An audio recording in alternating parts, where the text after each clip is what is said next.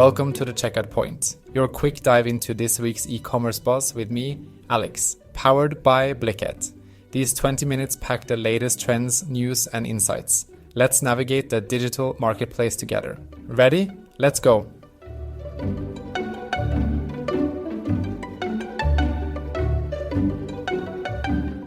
What's up, everyone? This is Max, coming to you slightly overcaffeinated as usual, ready to dive into the bustling world of e-commerce. Welcome to the Checkout Point by Blicket.co. And I'm Rachel, joining you for another packed episode. Hope your week's been as exciting as ours. We're here to bring you the freshest e-commerce trends and strategies straight to your ears. And guess what, folks? We're already at week 33. Week 33. Can you believe it? Time flies when you're deep in the world of online shopping. Today, we're kicking things off with a bang, discussing how listening to your customers can dramatically change the game for your website usability.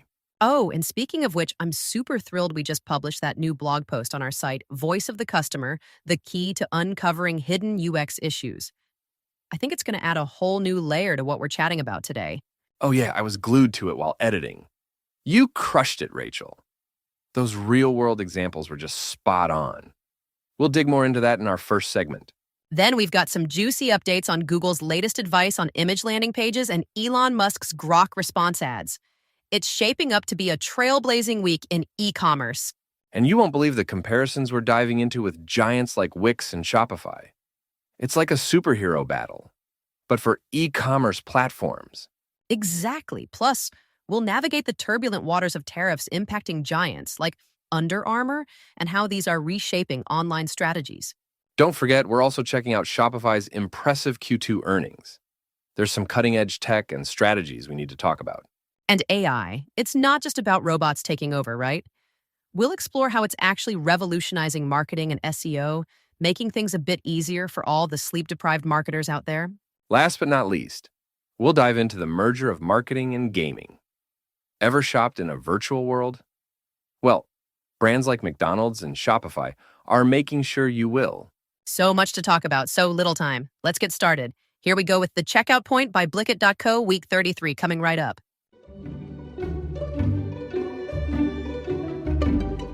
Hey everyone, have you ever scratched your head wondering why users bounce off your site at seemingly random spots? Well, if that's the case, you definitely need to check out our latest blog post over on Blicket.co. It's called Voice of the Customer, the key to uncovering hidden UX issues. Oh, absolutely, Max. It's a deep dive into how listening to your customers, like really listening, can reveal the bugs and design flaws that aren't always obvious. It's crazy how much you can learn just by paying attention to customer feedback. Right, and that's one of the key points in the blog post. It discusses the concept of the voice of the customer. It's not just about collecting data or sending out surveys that no one ever looks at again. It's about engaging in meaningful conversations with users and understanding their experiences on a deeper level. Definitely. And what struck me was the part about using specialized tools to analyze customer feedback across different platforms. That can really help identify common pain points that might not be apparent through traditional analytics alone. True. And there's this cool section where we talk about how integrating this approach can lead to surprising revelations. Remember the example given about the checkout process on an e-commerce site? Businesses were losing customers because the checkout button was, believe it or not, just a tad too small on mobile devices. I know, such a small detail with such a huge impact. Makes you think about the little things we often overlook. That's why this post is a gem. It gives these practical examples and shows you how real businesses adjusted, improved their interface, and saw immediate benefits. Plus, it's one thing to hear about theories and methodologies, but seeing them applied in real-world scenarios helps put things into perspective. Absolutely. And for anyone running their own site, this is gold.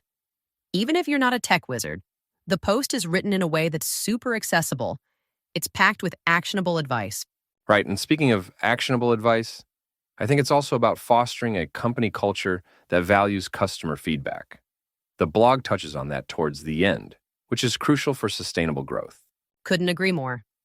So folks, if you're curious about all this and looking to enhance your own site's usability or just want to understand your customers better, head over to Blicket.co.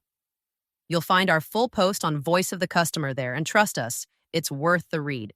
Yeah, and while you're there, maybe play a bit of detective yourself.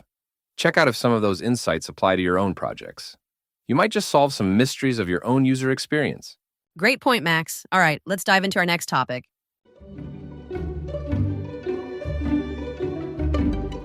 Check this out, Rachel.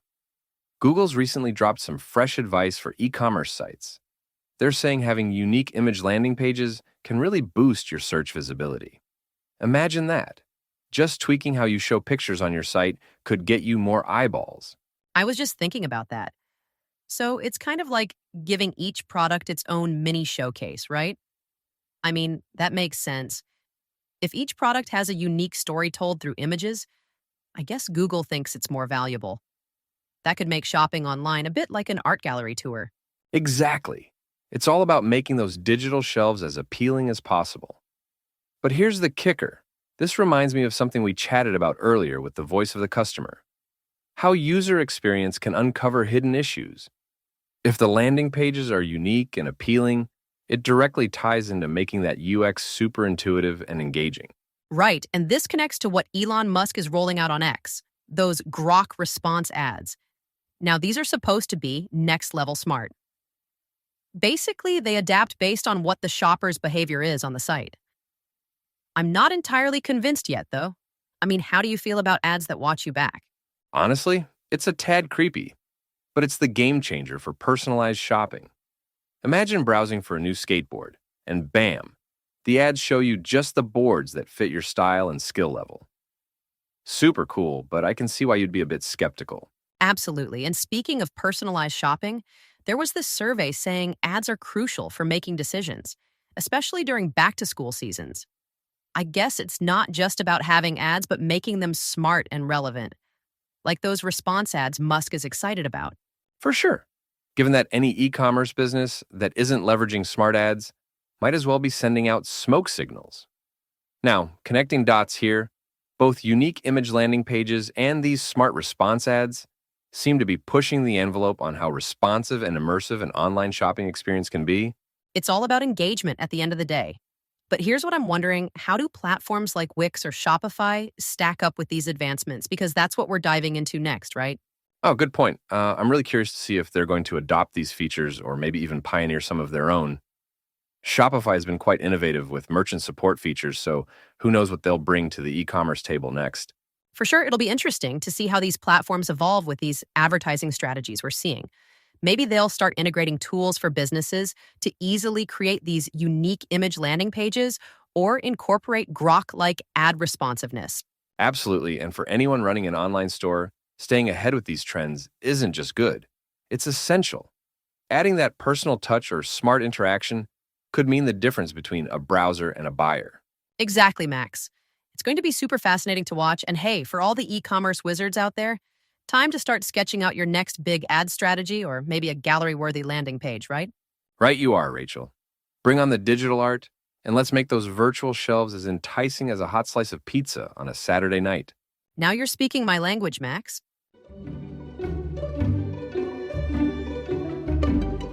So, Rachel, we just talked about those snazzy, unique image landing pages for e-commerce advertising, right? Well, speaking of online shopping, there's always a new twist, like choosing the best platform. It's kind of like picking a superhero team. Exactly, and that brings me to an interesting comparison I stumbled upon. Wix versus Shopify. They're like the Marvel and DC of e-commerce platforms. I love that analogy. So, who comes out on top in this superhero showdown? It's a tough call. Each has its strengths, like Shopify is super powerful for running an online store. It's got all the gadgets and gizmos, kind of like Batman's utility belt. Right, and Wix is more like Spider-Man, maybe? It's user-friendly, flexible, great for newcomers swinging into the e-commerce scene. Good one. But on a more serious note, it really boils down to what users need. Wix is great for those just starting out, while Shopify might be better for someone looking to scale up their business. Speaking of scaling up, remember Open Store? That was like the Flash, speedy growth, right? But sadly, it's run into its own kind of endgame.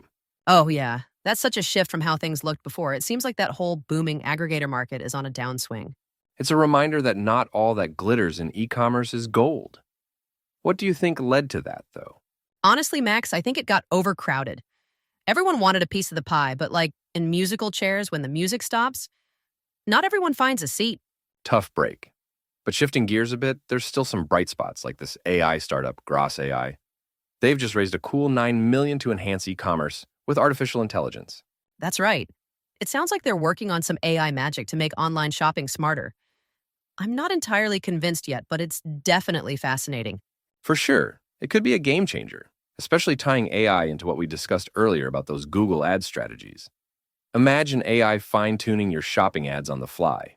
Oh, that'd be some high-level teamwork, right? But with all these tech advances, we soon might have to talk about their impact on global trade. You hit the nail on the head. We've got stuff like tariffs and global trade challenges popping up next. Companies like Under Armour are already feeling the pinch, expecting major costs. It's like a domino effect. One thing leads to another. E-commerce is growing, but so are the complications. These platforms and tech advancements need to navigate that carefully. It's never just shopping online anymore, is it? You got to keep an eye on everything. Absolutely, it's a whole ecosystem. And speaking of ecosystems, I'm curious how all these elements we've talked about today will continue to interplay. Maybe that's something we can dive deeper into next time. Definitely, we could explore that intersection of tech, trade, and regulation. For today, though, just realizing how our shopping carts are getting more intelligent and interconnected is super cool. Couldn't agree more, Max. Just makes you wonder what's next in this digital comic book we're all living in.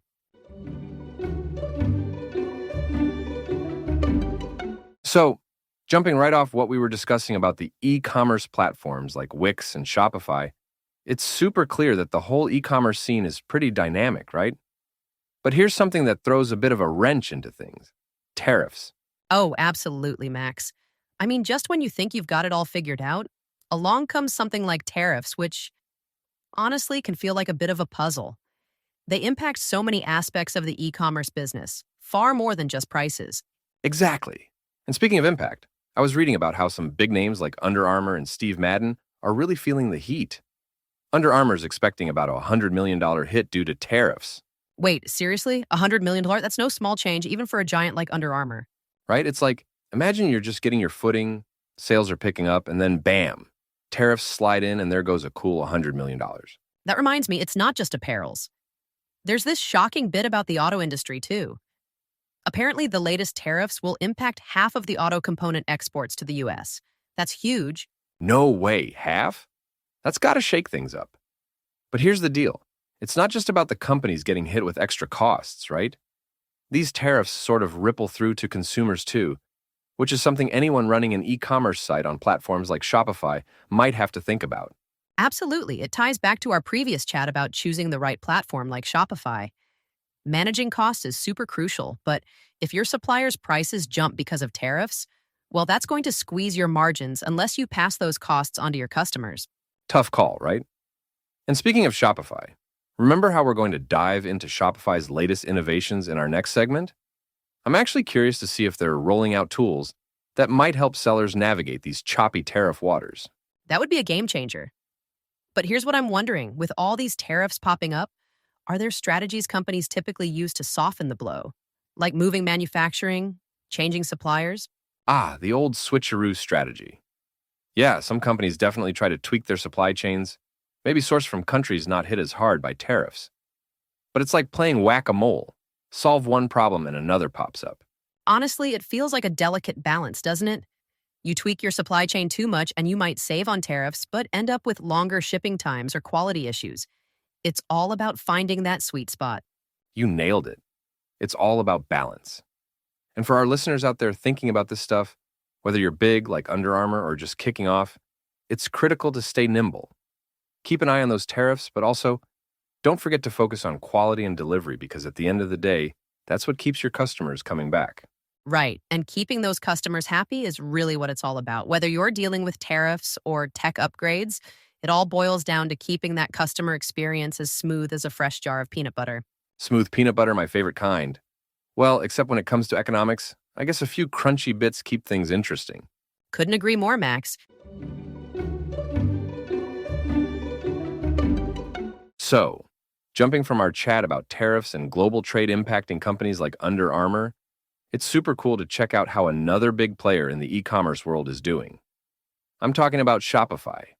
They've just knocked it out of the park with their Q2 earnings. Exactly, Max. It's like Shopify is on a whole different playing field. They've topped the earnings in the e-commerce software sector again. It makes you wonder what's in their secret sauce, right?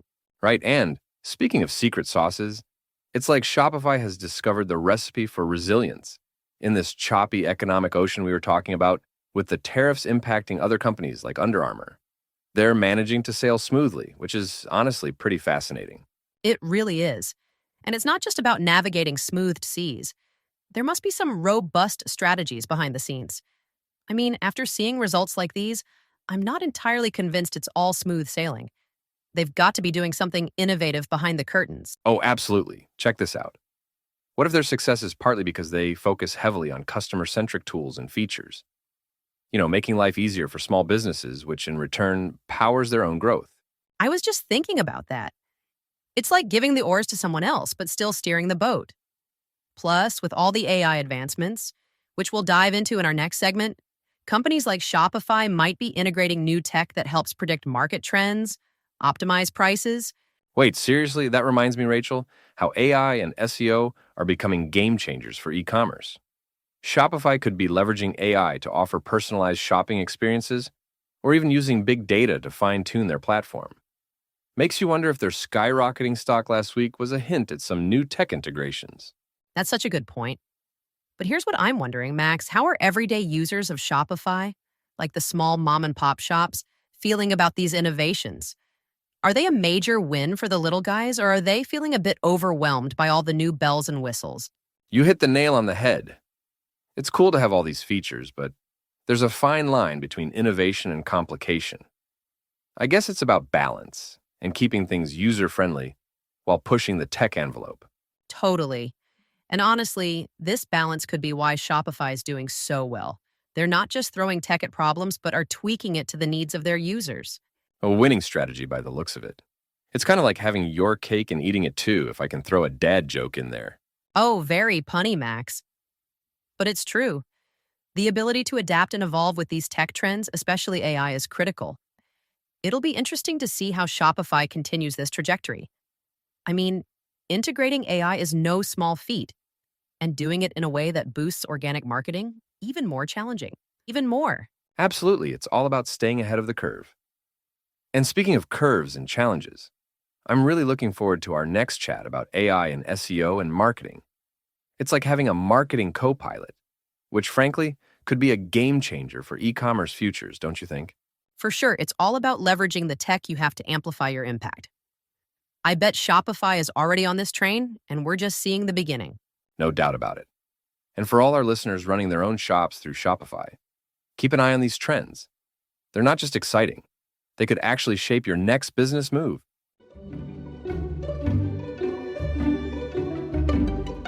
All right, diving right into the thick of things. We've been seeing AI just skyrocket in every field, but let's hone in on e-commerce. Rachel, you saw that article on leveraging large language models, or LLMs, in SEO and content, right? Yes, and honestly, it's fascinating to see how much of a game changer AI can be. Basically, these LLMs can analyze massive amounts of data to predict what kind of content will perform best on search engines. It's like having a marketing guru who never sleeps. Exactly. And with these tools, companies can create content that not only hits the mark with SEO, but is also super engaging for readers. After all, it's all about catching those eyeballs and clicks, right? That's such a good point. And thinking back to our last chat about Shopify's latest quarter, they're all about optimizing their platform, likely leaning into some of this AI tech too. It all connects. Oh, definitely. And it isn't just about slapping in keywords anymore. There's that other piece we came across about Google advising against using generic keyword domains. It's like, surprise. Google prefers quality content over keyword-stuffed URLs. I'm not entirely convinced everyone will take that advice right away, but it makes sense. Search engines are getting smarter, so companies need to be more strategic. I mean, you can't just trick Google anymore. Oh, no way, Google's onto us. It reminds me of that whack-a-mole game. Every time SEO gurus try a shortcut, Google is like, gotcha! But it's not just about avoiding Google's SEO hammer. Speaking of which, how about structuring an SEO team effectively, especially for a global company? That takes some finesse. Right. I saw this piece detailing the ideal setup. It's all about aligning those multiple teams across different regions so everyone's on the same page. Imagine the coordination. It's like conducting an orchestra, but instead of music, it's all about those search engine rankings. A global symphony of SEO, if you will. And that coordination is crucial when you're dealing with different languages and cultural nuance in your content. It's not just about translations, it's about resonating locally. Speaking of resonating locally, that brings us to our next segment on how companies like McDonald's are turning to gaming mechanics in their marketing strategies. Honestly, it's another clever way to engage customers on a whole new level. Totally, and it makes you wonder how AI might play into enhancing those experiences too, not just in predicting SEO trends, but actually making interactive customer experiences even more gripping. Absolutely, just layers upon layers of innovation. It's like every day there's something new to look forward to in the tech space. No doubt about that, Max. I'm keen to see where all this leads and how it will keep transforming our shopping experiences.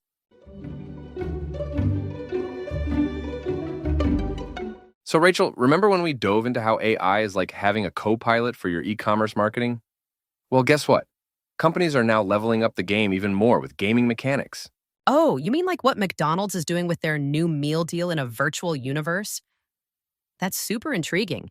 It's like they're blending video game strategies right into their marketing plans.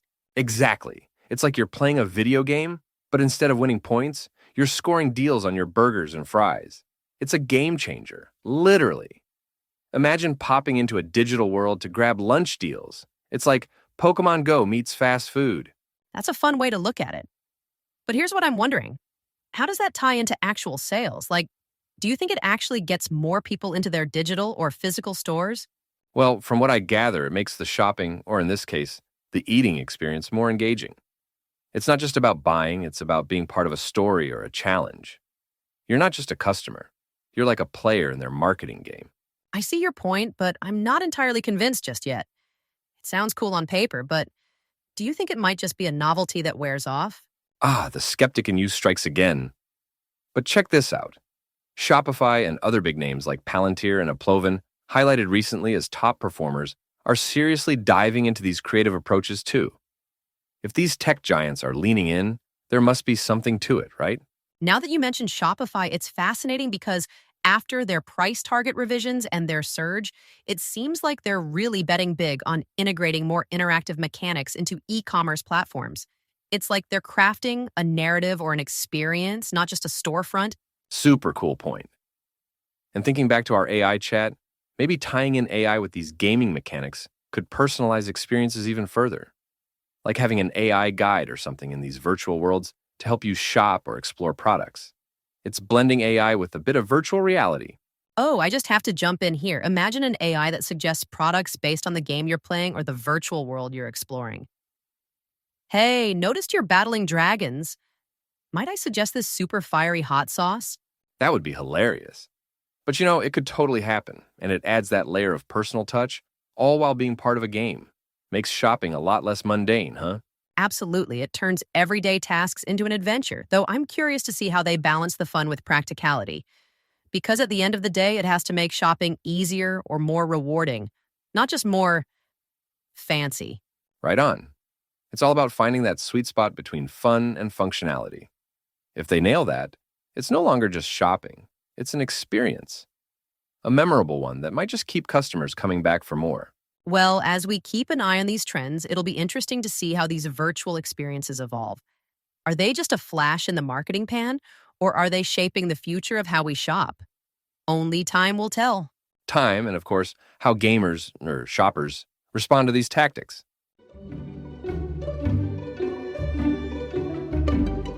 Wow, Rachel. Week 33 has absolutely flown by. Thanks to everyone for hanging out with us today. We've tackled everything from the wild world of AI and e-commerce to some mind-bending marketing tactics. Definitely, Max. I loved diving into how real customer feedback is shaping better shopping experiences. It's like giving the microphone right back to the people who use the sites. What was your standout moment today? Oh, hands down the segment on virtual shopping adventures. I mean, shopping while gaming? That's like my two favorite pastimes rolled into one. Who wouldn't want to level up on deals while battling dragons?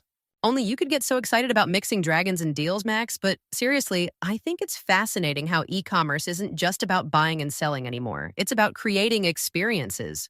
Right? If you all enjoyed these insights as much as we did, we'd love it if you joined us again next week. We'll dive into some fresh e-commerce news, and yes, I'll probably throw in a few of those terrible jokes Rachel warned you about. And don't forget, if you're looking for more cool resources on everything e-commerce, swing by blicket.co. There's always something new to explore that can help enhance your own shopping strategies or business. Until next week, keep pushing the boundaries of your shopping carts and maybe explore a dungeon or two. Catch you later. Stay curious, everyone, and remember to consider what experiences you're crafting for your customers. See you next week.